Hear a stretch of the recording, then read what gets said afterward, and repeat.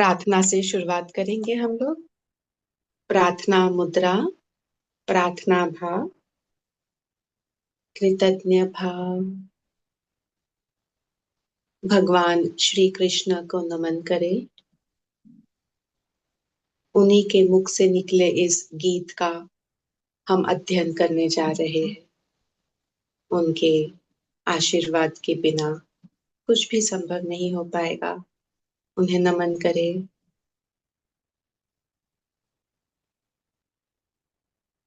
आपके आशीर्वाद हम पर बनाए रखे भगवान। प्रार्थना करें भगवान कृष्ण से। और हम लोग प्रार्थना से शुरुआत करेंगे।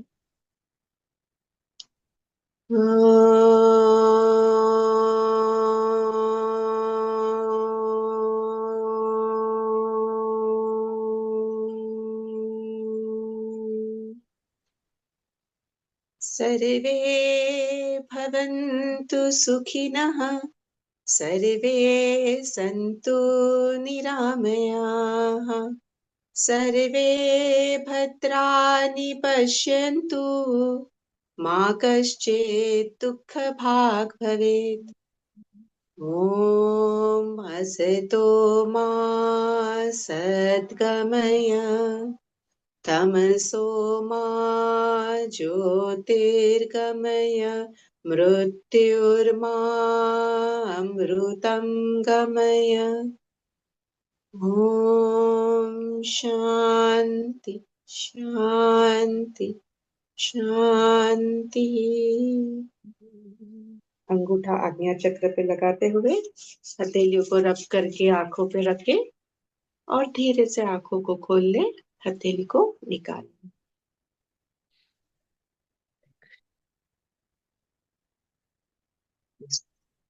भगवान श्री कृष्ण की तस्वीर दिख रही है ना सभी को? इन्हें नमन करेंगे, प्रणाम करेंगे और इन्हें तुलसी अर्पण करते हुए हम लोग शुरुआत करेंगे।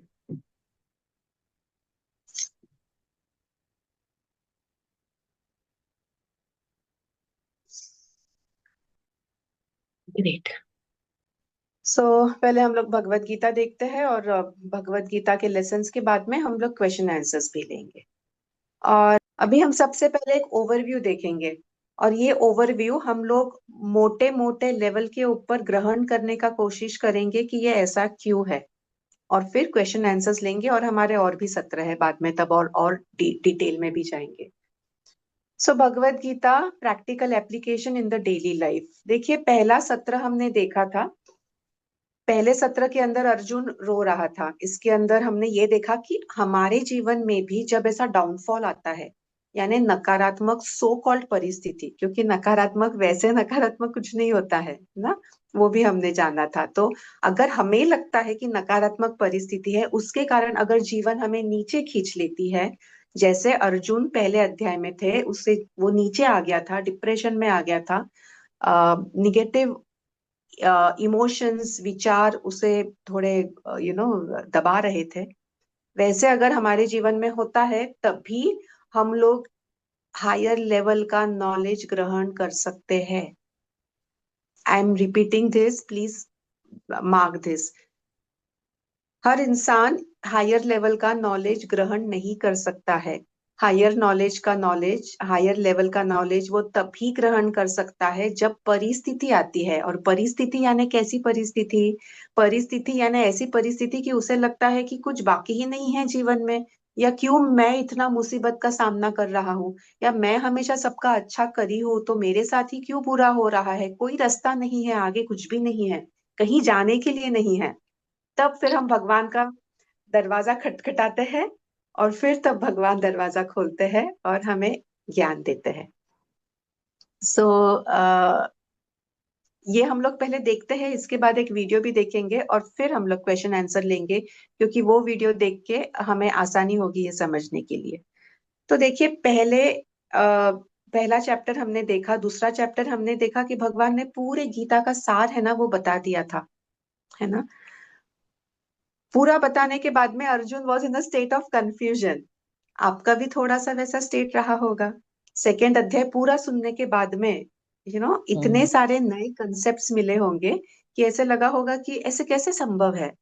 It it takes you to a state of confusion. हमें ऐसे होता है कि ऐसे कैसे संभव होता है, या हम अप्लाई भी ऐसे कैसे कर सकते हैं, ये तो संभव ही नहीं लगता है। और फिर धीरे धीरे भगवान डिटेल आगे आगे जाते हैं। पूरे 18 अध्याय जो है इसके हम 3 भाग कर सकते हैं, 6 6 6 भाग। ये नेक्स्ट स्क्रीन। हाँ, तो पहले 6 भाग जो है ना, that is the beginning of the journey. Chapters का नाम जो है ये हम देखते हैं। पहला है अर्जुन विषाद, where Arjun is crying, creeping, grumbling, grudging, complaining. वो मोड में वो है। So he is in despair and confusion, no clarity at all. Second है सांख्य योग। सांख्य योग यानी सब चीज का सार हमें भगवान ने बता दिया है।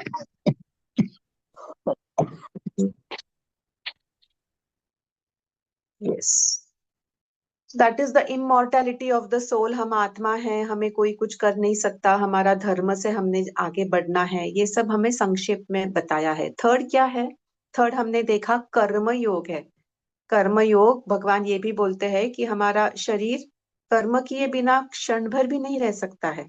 अगर आप सिर्फ बैठ भी जाओ, ध्यान में भी बैठ जाओ, और अगर समझ लीजिए आपका मन भी एकाग्र हो जाए कुछ क्षण के लिए, तब भी आपका शरीर कर्म करते ही रहेगा, है ना।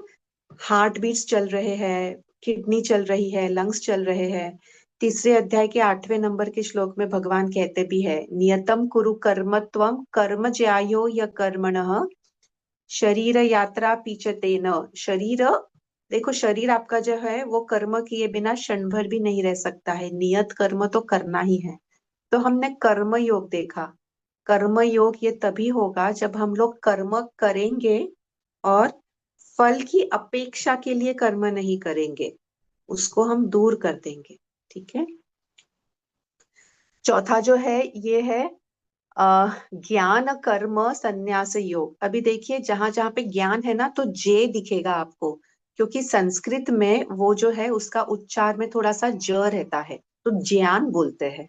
इसलिए जब भी उसका टेक्स्ट रहेगा तो ये वो जो ज्ञ है ना, ज्ञान का, वो वाला है। तो ज्ञान कर्म संन्यास योग, that is combining wisdom and action. अभी पिछला अध्याय जब हमने देखा, तब हमें क्या हुआ? ऐसा विचार तो आया ना, ऐसे कैसे संभव है, बिना अपेक्षा के कर्म कैसे करेंगे? अभी तक तो हम ऐसे ही जी रहे हैं। तो वो जो लेयर्स है, वो लेयर्स को निकालने के लिए हमें ये जो 4th अध्याय आता है, जिसके अंदर भगवान बताते हैं how to combine the wisdom and action together. तो उसके पीछे का हमें विजडम देते हैं भगवान। देन 5वां अध्याय इस कर्म संन्यास योग। तो जो कर्म करते हैं ना, उससे संन्यास ले लो, यानी कर्म करके आगे चलो। अगर वो कर्म करने के बाद में अगर कोई आपको अप्रिशिएट भी कर रहे हैं, आपको प्रशंसा करके आपको कुछ दे भी रहे हैं, तो भी उससे अटैचमेंट नहीं, संन्यास ले लो। संन्यास इज क्या? No attachment at all, no मोह माया। ऐसे कर्म से कर्म के साथ में करो, और वैसे अगर हम करेंगे ना, तो हम वो यज्ञ में आएंगे, तो कर्म बंधन नहीं लगेगा, और तो ही मोक्ष मिलेगा हमें। ये आपके एक और सवाल है, उसका उत्तर है जो अभी हम और भी डिटेल में देखेंगे।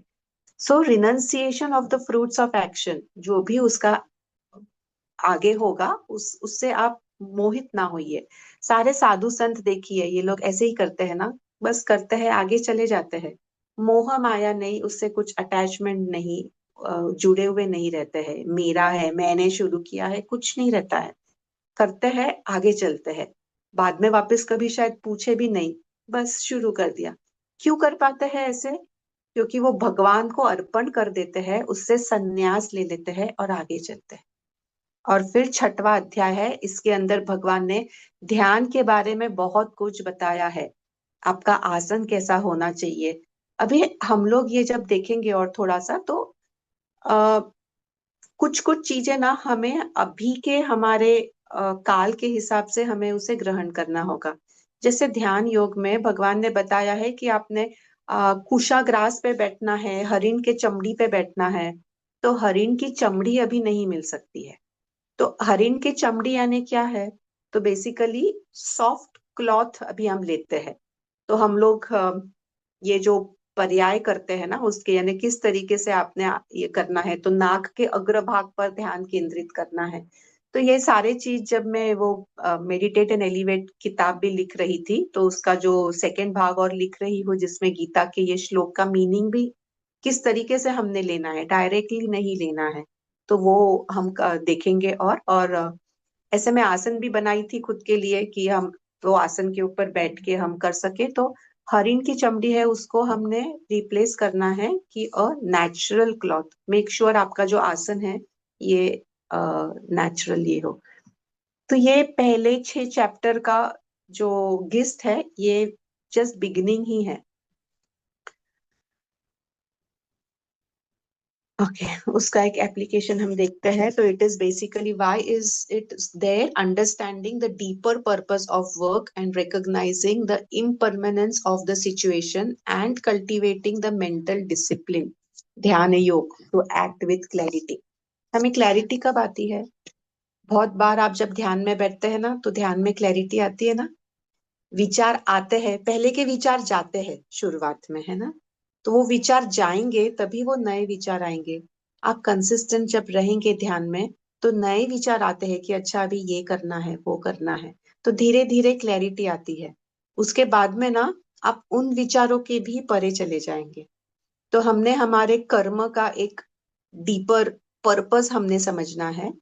देन हमने जो impermanence, that means nothing is constant, everything is changing, सब बदलते रहता है। आगमा पायिनो अनित्य, दूसरे अध्याय के 14वें नंबर के श्लोक में भी जो आता है वो जाता है, सब ऋतु के हिसाब से है, सर्दी और गर्मी ऋतु के हिसाब से, यानी बदलते रहते हैं। तो ये 3 चीज हमने देखा है। अभी to help us in this we will also share a video. ये वीडियो देखिए, अभी हमें अप्लाई करना है। अप्लाई करने के पॉइंट ऑफ व्यू से आप इसे देखिएगा और सुनिएगा। हमने 5 स्तर देखे थे, याद है किसी को 5 स्तर कौन से थे? हमारे माइंड के और हमारे कॉन्शियसनेस के 5 स्तर होते हैं। न्यू ईयर न्यू मी में हमने देखा था, एनीवन रिमेम्बर्स दैट? रफली एक दो भी याद है? Yes Premlata ji, where are you? कोशा बोलते हैं मैम, कोशा। मैम वो माइंड, इंद्रिय नहीं, मीन्स बॉडी, इंद्रिय, मन, बुद्धि और आत्मा। ये क्या है बताएं? ये हमारी जो 5 स्तर जो आपने बताए थे उसमें से, और उसमें से मन अगर हमारा सही दिशा में जाएगा तो बुद्धि की तरफ जाएगा, और अगर हमारा मन कंट्रोल में नहीं रहेगा तो वो इंद्रियों के वश में रहेगा। जी देखिए, ऐसे अभी 5 चीजें बहुत है। पंच महाभूता है, हाँ 5 ये, एलिमेंट्स भी होते हैं, हाँ यस मैम। हाँ वही 5 एलिमेंट्स इज पंच महाभूता। तो 5 हमारे 5 कर्मेंद्रिय है, 5 हमारे ज्ञानेंद्रिय है। ये 5 लेवल्स भी है जिसमें भगवान ने तीसरे अध्याय के 42 नंबर के श्लोक में कहा था इंद्रियाणि पराण्याहुर, जिसमें ये 5 स्तर बताए थे। शरीर, इंद्रिय, मन, बुद्धि, आत्मा, ये स्तर बताए थे। अभी हम जो बात कर रहे हैं ये हमारे स्तर कौन से होते हैं, हम कौन से स्तर पे है ये हमने देखना है। तो वो हमने मैम न्यू ईयर न्यू मी के प्रोग्राम में हमने देखा था, याद है आपको? मैम मूड, विक्षिप्त, विक्षिप्त, क्षिप्त यस और एकाग्र और निरुद्ध। यस, वेरी नाइस शशि जी। आ, एक बार आप सभी के लिए थोड़ा धीरे धीरे बोलेंगे, और ये इम्प्लीमेंट आपने किया है क्या, आपने जाना है क्या आप किस तरीके से कौन से लेवल के ऊपर है? एक बार रिपीट कर देना सबके लिए। मैम फर्स्ट इज मूड, जिसको सुनना ही नहीं होता है, यस जिसका बोल उल्टा है, he is not right receptive. Right. विक्षिप्त होता है वो जो कभी सुनता है कभी नहीं सुनता है, अपने हिसाब से वो रहता है। हाँ एम आई राइट मैम? या यस। और सिर्फ आपने उड़ी मार ली फर्स्ट से थर्ड में। फर्स्ट जैसे मूढ़, फिर क्षिप्त, फिर विक्षिप्त, फिर एकाग्र और निरुद्ध। हम्म, ये अच्छा 5 हमारे स्तर है या। But good good, yes nice Shashi ji. Shashi ji, आप जो कह रहे थे कल की, आपका वो भी बताइए, किस जो एनालॉजी आपने दी थी कल, सब लोग मैम सुनिएगा। फॉर सेल्फलेस सर्विस, वो अभी मैं आसपास कुछ भी देखती हूँ तो बहुत रिलेट हो जाता है। Very nice. एग्जाम्पल के उदाहरण के जैसे मिलते रहते हैं। तो वेरी जल के नाइस। लिए मन में आया कि जल अपना मतलब बिना भेदभाव के हर एक की प्यास बुझाते जाता है। वो ये नहीं देखता है कि ये अमीर है, गरीब है, छोटा है, बड़ा है, अ, अच्छे कर्म कर रहा है, बुरे कर्म कर रहा है। वो इक्वल वननेस में रहकर सबकी प्यास बुझाता है। तो इन सब प्राकृतिक चीजों से हम बहुत कुछ सीख सकते हैं। Yes. They give us the life lessons. Yes, lovely, very nice. बहुत ही बढ़िया। देखिए, ये चीज समझना, ये ध्यान में आना कितनी बड़ी बात है। अप्लाई कर पा रहे हैं आप आपके जीवन में।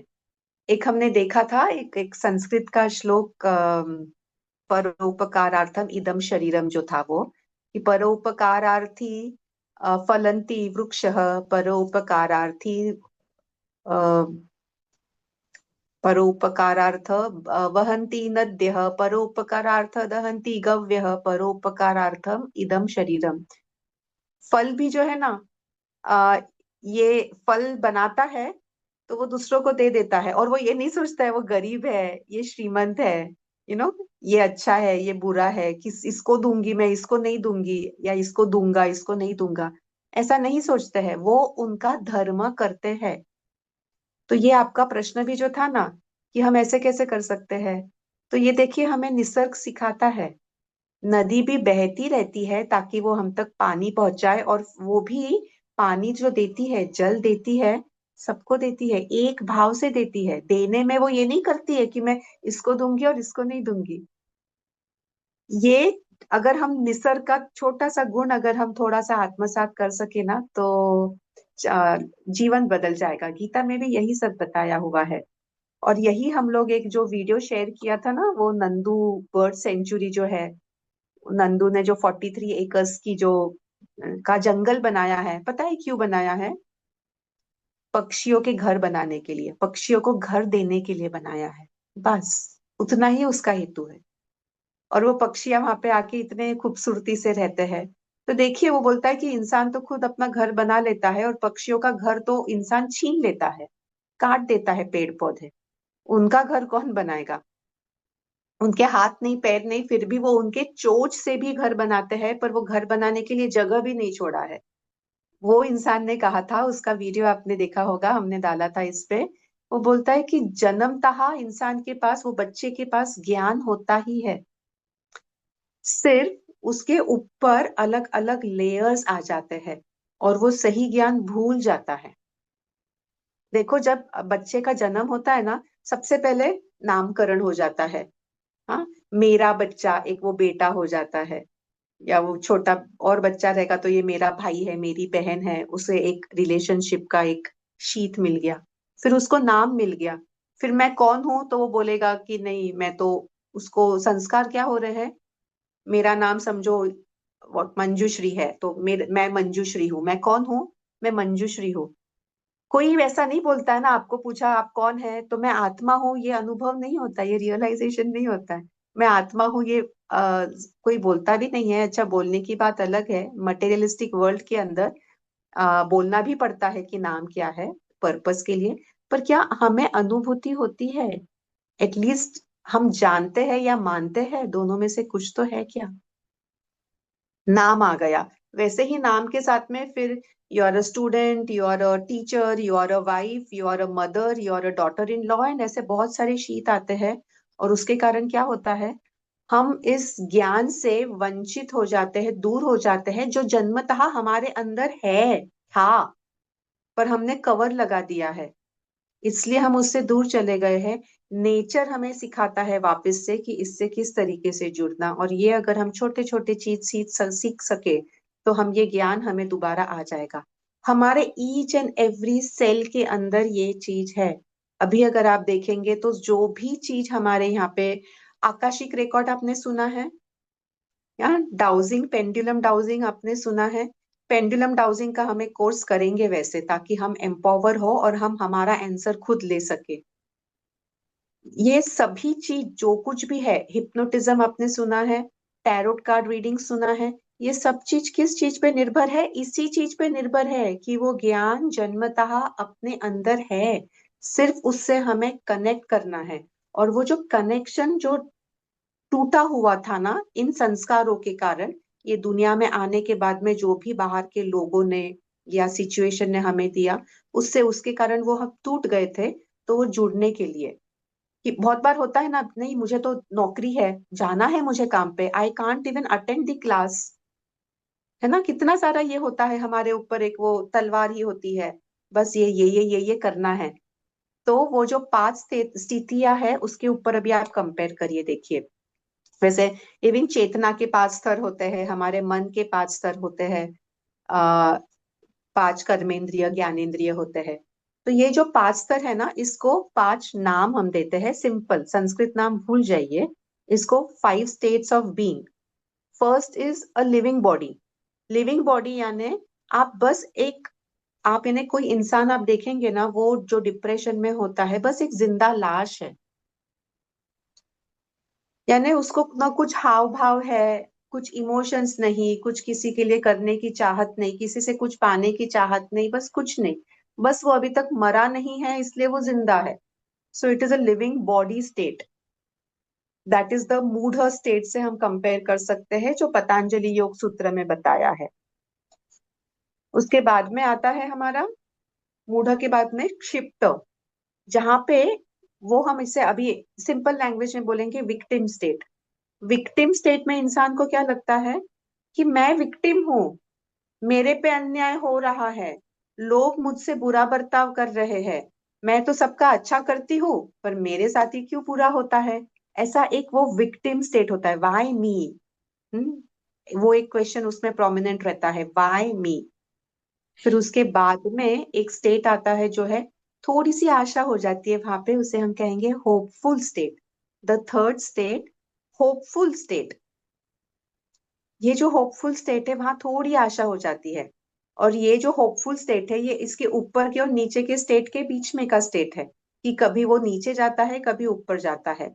यानी सेम हमने जो विक्षिप्त में देखा था, है ना, विक्षिप्त एकाग्र और क्षिप्त के बीच में होता है, तो कभी डिस्ट्रैक्टेड होता है और कभी फोकस हो जाता है। वैसे ही होपफुल स्टेट के अंदर आपको कभी आशा बनी रहती है पॉजिटिव, कभी निगेटिव आशा भी हो जाती है, क्या कुछ है ही नहीं जीवन में, और कभी एकदम अच्छा लगेगा, अरे जीवन is, the life is beautiful. So you keep on fluctuating.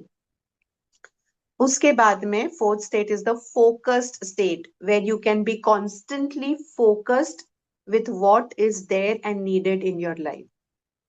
And उसके बाद में तो oneness state है, that you are one with the Almighty, with the divine energies, with the higher consciousness. अहम ब्रह्मास्मि का एक भाव आता है, एनलाइटमेंट यहाँ हो जाता है। तो अभी अगर आप फर्स्ट स्टेट पे होते या सेकंड स्टेट पे होते तो आप इस सत्र में आते ही नहीं, तो आप फर्स्ट और सेकंड स्टेट में नहीं है। थर्ड स्टेट के अंदर आप फिर ऊपर नीचे आप फ्लक्चुएट कर सकते हैं, थर्ड और फोर्थ स्टेट के बीच में फ्लक्चुएशन होते रहता है, या थर्ड और सेकंड स्टेट के लेवल के बीच में फ्लक्चुएशन होते रहता है। अभी यहाँ पे अभी मेरे उंगलियों के पास में देखिए, ये नीचे का स्टेट 1 2 3 4 5, अभी नाम भी भूल जाइए, ये लेवल है 1 2 3 4 5। अगर एक मैम इंसान आप इस तरह, स्क्रीन पे विजिबल नहीं है, पर मी होलिस्टिक सेंटर का लोगो दिखा रहा है केवल। Where am I visible? Ma'am everywhere.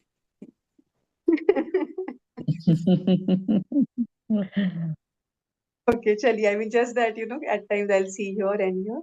Okay चलिए, देखिए ये पांच स्तर है, 1 2 3 4 5। हाँ, ये सबसे निचला वाला, ये सबसे ऊपर वाला। अगर एक इंसान यहाँ पर है ना, और उसे अगर हम यहाँ की बातें अगर बताएंगे, यहाँ की बातें बताएंगे, तो वो ग्रहण ही नहीं कर सकेगा।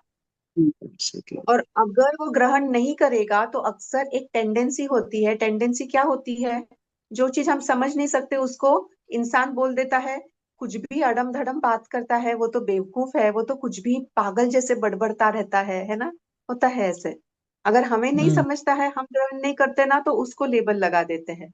यानी मुझे याद है 10 साल पहले जैसे मेरा विश्वास नहीं हुआ करता था भगवान में, और भगवान की बात कोई करता था तो मन ही मन बोलते थे कि क्या कुछ भी बोलते रहते हैं, ऐसा। क्यों? तो क्योंकि मैं ग्रहण नहीं कर पा रही थी। क्यों? तो क्योंकि मैं ऊपर के स्तर में नहीं थी। क्यों? तो क्योंकि मैं निचले स्तर में थी। निचले स्तर में होने के कारण ऊपर के स्तर की बातें भी अगर कोई किया तो मैं ग्रहण करने के परिस्थिति में ही नहीं थी। हम जिस स्तर पे है उसी स्तर की बात हम ग्रहण कर सकेंगे। ये जो स्टेट आता है ना, यहाँ पे देखिए, यहाँ पे तो ये इंसान को कुछ क्वेश्चंस भी नहीं रहते हैं फर्स्ट स्टेट में।